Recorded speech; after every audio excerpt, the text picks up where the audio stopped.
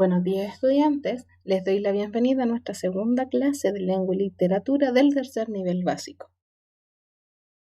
Hoy vamos a trabajar diversos protocolos, uno de lectura y uno de respuesta. ¿Con qué finalidad? De ayudarlos a ustedes, de conocer esta habilidad que vamos a utilizar a lo largo del año escolar. También vamos a reconocer elementos narrativos en breves fragmentos. Todo esto va de la mano con la primera clase, donde nosotros identificamos información explícita e implícita de un texto. Utilizamos estrategias para poder comprender un texto. Identificamos la idea principal y secundaria de un texto. Entonces, todo esto va de la mano y ahora vamos a ver dos estrategias y vamos a trabajar elementos narrativos. Entonces, vamos a comenzar con el primer protocolo de lectura. ¿De qué nos va a servir este protocolo de lectura? Nos va a servir para poder realizar una lectura efectiva en cualquier tipo de texto. Pero para ello debemos seguir estos pasos que nos ayudarán a una comprensión más profunda y total de un texto literario y no literario. ¿Cuáles son estos pasos? Los 4 que están acá adelante. El primero, debemos leer el título del texto para tener una idea de qué es lo que se tratará. El paso 2, subrayar las ideas principales de cada párrafo. Paso 3, localizar e investigar las palabras que desconozcan. Y el paso 4, identificar la idea central del texto que suele aparecer al principio o al final de estos.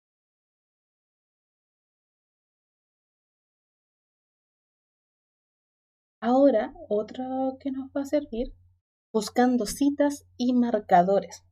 ¿De qué nos va a servir este protocolo? Esta estrategia nos va a ayudar a identificar una infinidad de elementos, respuestas y palabras. Además, nos va a brindar la posibilidad de respaldar nuestro pensamiento, que es un poco complejo de explicarlo, pero vamos a ver cómo se hace. Pero antes vamos a explicar y a dejar claro cuál es la diferencia de una cita textual y un marcador textual. La cita textual es un fragmento del texto que nos entrega información específica. Esta información está de forma explícita, es decir, yo la encuentro en el texto. Por lo tanto, nos sirve como pistas para encontrar una respuesta. Y el marcador textual es una o dos palabras que nos entregan información clara y precisa para descubrir algo dentro de un texto. Estas palabras son huellas que hay en el texto y que nos sirven como pistas para nuestra interpretación. Vamos a ver un ejemplo. Con sabor a vainilla. Con esto ya nos vamos haciendo la idea de qué es lo que se va a tratar, lo que vamos a leer. La planta de vainilla es una orquídea trepadora tropical.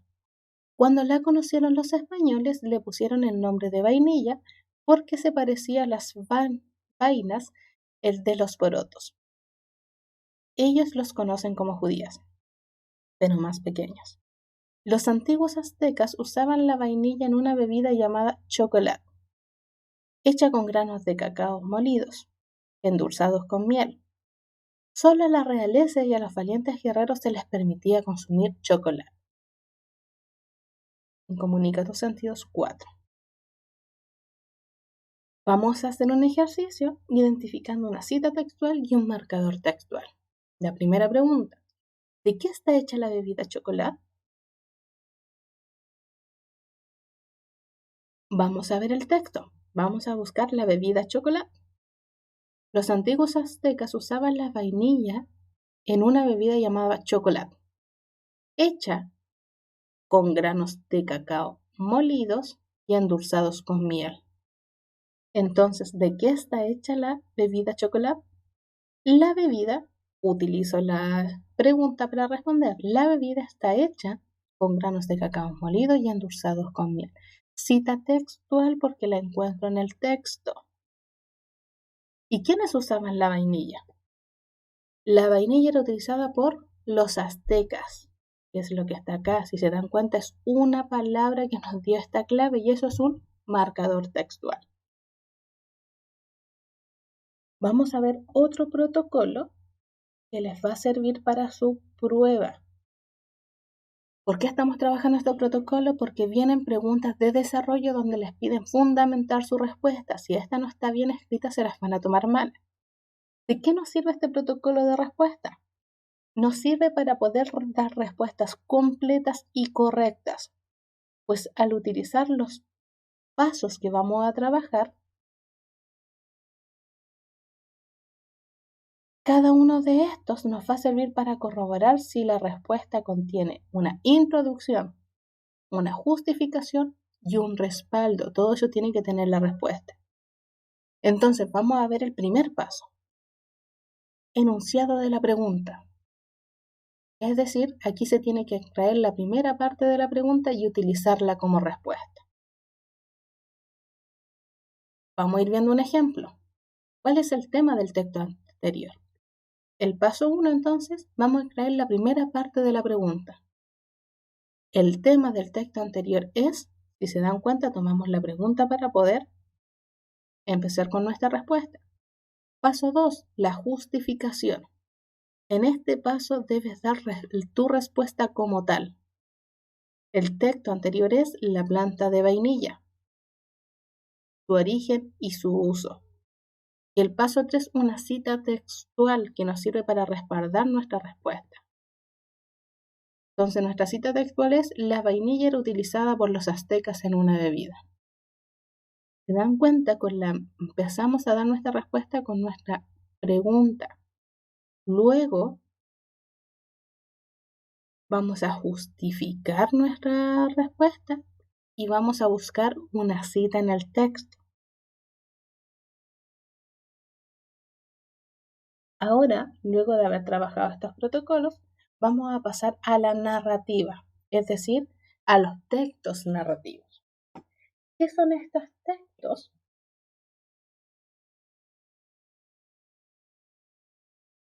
Son aquellos en que el narrador cuenta un hecho que le sucede a un personaje en un lugar y en un tiempo determinado.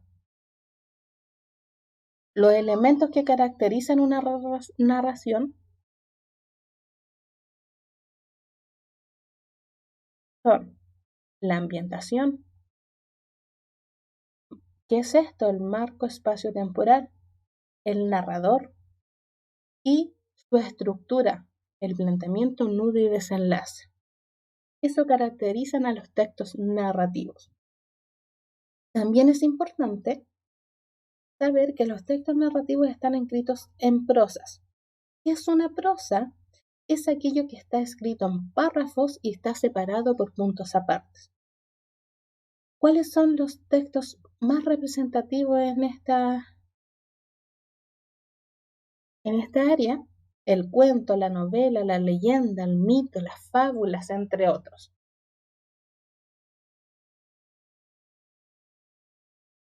Como mencionamos anteriormente, los elementos que caracterizan este texto estaba el narrador. Tenemos tipos de narradores: el narrador homodiegético y el heterodiegético. ¿Cuál es el primero? El que está dentro de la historia. Es decir, son aquellos que participan en la historia. Y dentro de esta encontramos el protagonista y el testigo. El protagonista es esta voz que narra los hechos que le han ocurrido a él mismo. Para ello usa la primera persona gramatical yo. Esto me sirve para identificar un protagonista. Y el testigo es un personaje de la historia, pero no se centra en contar lo que a él le sucede, sino lo que le sucede al protagonista.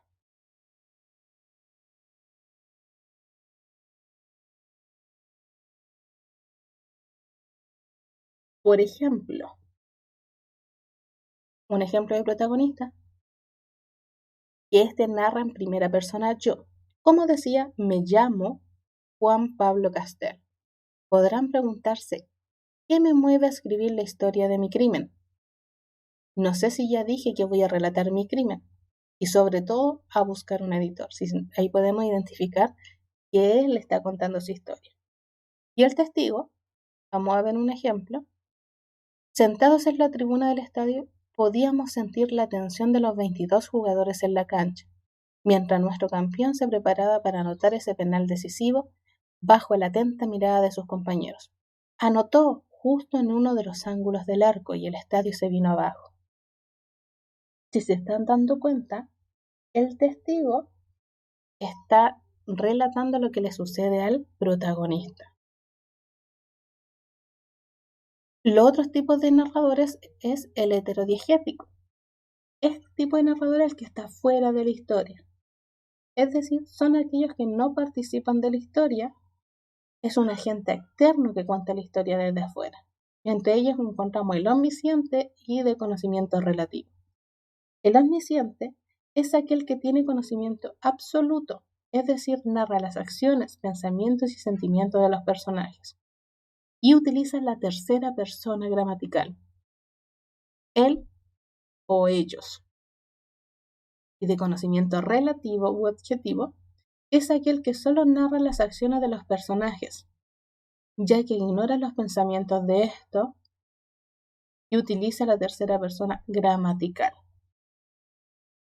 Por ejemplo, de un narrador omnisciente, muchos años después, frente al pelotón de fusilamiento, el coronel Aureliano Buendía había de recordar aquella remota tarde en que su padre lo llevó a conocer el hielo. Si se dan cuenta, él está contando una acción. Y de conocimiento relativo, el jugador estrella salió al campo con un zapato de cada color, con los colores de su equipo, exaltando su presencia e intimidando a sus contrarios. Estos ejemplos nos van a dejar más claro la diferencia entre los tipos de narradores. En los textos narrativos también encontramos los tipos de personaje, que esto varía según su participación y según su complejidad y evolución. Según su participación encontramos los principales, secundarios, episódicos o incidentales. Los personajes principales son aquellos que destacan sobre los demás, ya que en torno de ellos gira todo el relato. Los secundarios son aquellos cuya importancia es menor, aunque a veces adquieren relevancia en algún episodio. Estos sirven para conocer mejor a los personajes principales o son importantes para que la acción avance. Episódicos o incidentales son aquellos que aparecen en algún episodio con una función poco importante y desaparecen en los restantes. Y según su complejidad y evolución encontramos los estáticos o planos, que son estos personajes que no presentan ninguna evolución a lo largo de la narración. Presentan las mismas características en el principio y al final de la historia. Y los dinámicos o redondos, estos presentan una transformación a lo largo de la narración. Esta puede ser tanto negativa como positiva y sufren los personajes principales. También encontramos los tipos de ambientes. El ambiente en los textos narrativos es lo que rodea a los personajes junto con sus acciones. El ambiente puede influir en el comportamiento de los personajes. Por ejemplo, un lugar frío y lejano puede incidir en la tristeza y soledad de los personajes. De eso nos sirve el ambiente. Encontramos el ambiente físico, psicológico y social. El ambiente físico es el lugar propiamente tal, donde los personajes existen, viven o se mueven. Y estos pueden ser cerrados o abiertos. Que sean abiertos es cuando estamos hablando de espacios exteriores que son muy grandes o amplios para el desarrollo de los hechos. y que dan libertad a los personajes para desplazarse. Y los cerrados son espacios reducidos y pequeños que limitan las acciones que ejecutan los personajes en la narración. El ambiente psicológico es la atmósfera o clima emocional psicológico en la cual se desarrollan los acontecimientos. Por ejemplo, ambiente de tristeza, de agresividad, de alegría, etc. Y el ambiente social es el espacio cultural, histórico y económico conformado por los personajes y sus acciones, mediante ideas relacionadas con los valores, pensamientos religiosos y políticos, entre muchos más que rodean a los hechos ejecutados por los personajes.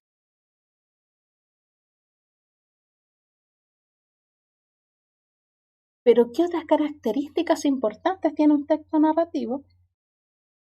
Es lo que vamos a ver ahora. Todo texto narrativo consta de un espacio, que es el lugar donde se producen diversos acontecimientos de la historia. También encontramos otro elemento, el tiempo. Recordemos que este puede ser interno si la historia transcurre en días o meses mientras duran los acontecimientos, o externos si es en otra época diferente de la narración. Igualmente, encontramos elementos internos referidos al narrador, al tiempo o al espacio, que es lo que conversamos, y elementos externos que son los capítulos o actos que conforman la obra. El texto narrativo se presenta en forma de cuento, más bien breve y con moraleja, de novela más compleja y extensa, o de crónica donde se relatan hechos reales. El texto narrativo proviene de la tradición oral de contar historias. El objetivo suele ser meramente informativo, pero a veces busca entender contando ciertos hechos. Un estilo de textos los marca el propio escritor. Puede usar lenguaje culto, vulgar, poesía, etc. Por lo general se usan verbos tanto en pretérito indefinido como pretérito imperfecto presente. A los acontecimientos más importantes de la narración, se les llama núcleos. Los menos importantes reciben el nombre de acción secundaria o menor.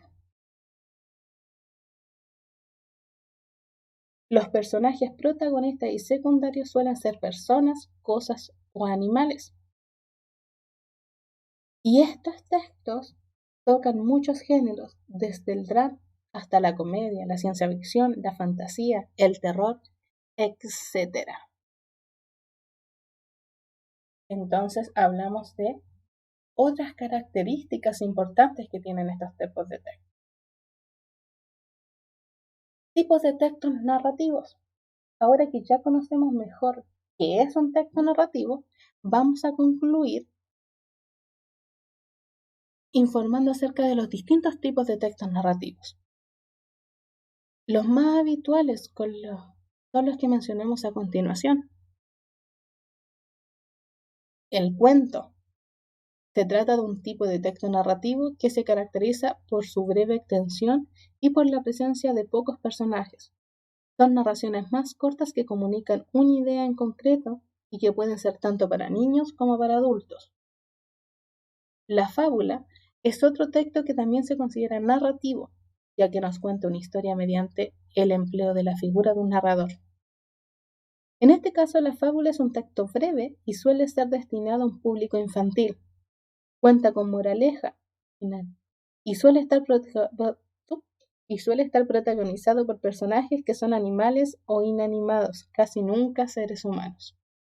La novela es un tipo de texto mucho más extenso y profundo en el que se pueden abordar diferentes temáticas. Los personajes pueden ser muy abundantes y la acción es más compleja, pues se trata de elaborar un mundo ficticio en el que los personajes se mueven y realizan diversas acciones para llegar a un desenlace final. La biografía es un texto que ahonda en relatar la vida de una persona, tanto a nivel personal como a contribución al mundo. El diario se trata también de un texto narrativo que está escrito en primera persona y que explica los pensamientos y las reflexiones de las personas que están narrando la historia. La crónica es un texto de carácter periodístico y que nos cuenta de forma subjetiva la experiencia que el escritor o periodista ha vivido en un evento.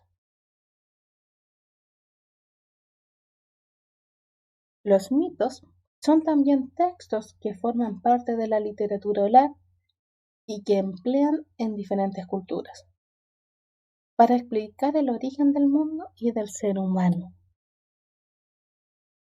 Entonces, acá yo acabo de explicar algunos tipos de textos. A ustedes les queda como tarea estudiar y complementar lo que falta en esta clase. Yo necesito que ustedes empiecen a practicar su estudio autónomo. Con todos los contenidos que hemos trabajado en esta clase van a poder contestar su guía y recuerden los protocolos, tanto de lectura como de respuesta, para poder escribir de forma correcta en la prueba, especialmente en las respuestas, ¿ya? Muchas gracias por su atención. Recuerden estudiar, de ordenar todos sus apuntes y de realizar un estudio autónomo durante este tiempo. Recuerden quedarse en clase. Adiós.